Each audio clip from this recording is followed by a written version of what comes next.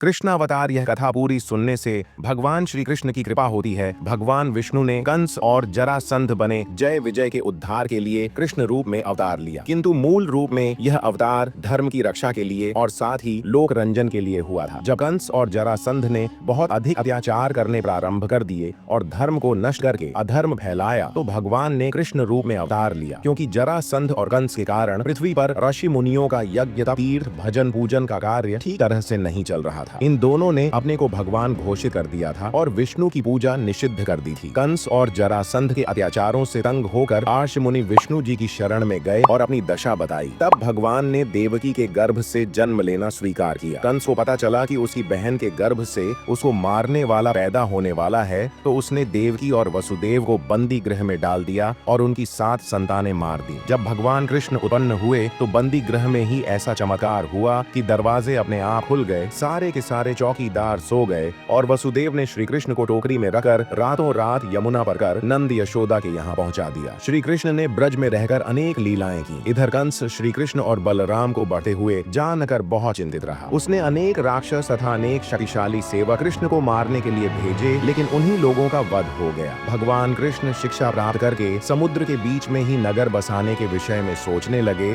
और द्वारका नाम की पुरी बसाई। विदर्भ के राजा की पुत्री रुक्मिणी से कृष्ण का विवाह हुआ। जरासंध भी रुक्मिणी से विवाह करना चाहता था, पर कृष्ण के साथ विवाह की बात सुनकर उसे क्रोध आया। उसने द्वारका पर चढ़ाई कर दी और इसी लड़ाई में वह मारा गया। इस तरह भगवान विष्णु ने विभिन्न रूपों में अवतार लिया। उनके इन तरीकों के पीछे धरती पर धर्म की स्थापना और अधर्म का नाश निहित रहा है। ऋषियों द्वारा यह पूछे जाने पर कि भगवान का वास्तविक स्वरूप क्या है, अग्नि बोले कि एक बार भगवती पार्वती ने शंकर जी से कहा था कि अब मैं चाहती हूँ कि आप मुझे श्रीमद् भागवत गीता के महत्व को बताएं, क्योंकि यह भगवान के मुख से निकली हुई गीता है। पार्वती की जिज्ञासा सुनकर शंकर ने कहा कि एक बार भगवती लक्ष्मी ने विष्णु से पूछा था कि वह क्षीर सागर में सोते रहते हैं और जो कुछ भी ब्रह्मांड में घटा रहता है उसकी चिंता नहीं करते। यह सुनकर भगवान विष्णु ने लक्ष्मी जी से कहा था कि वेद व्यास के द्वारा मैंने वेद शास्त्र रूपी सागर का मंथन करके गीता शास्त्र की सृष्टि की है। मैं उसके प्रभाव से तत्व दृष्टि से सब कुछ देख लेता हूँ। यह दृश्यमान जगत और सृष्टि संहार की स्थितियाँ मेरा मायामय शरीर, यह तात्विक अध्ययन का विषय है। इसे ही व्यास जी ने वर्ण किया है। इसके उपरांत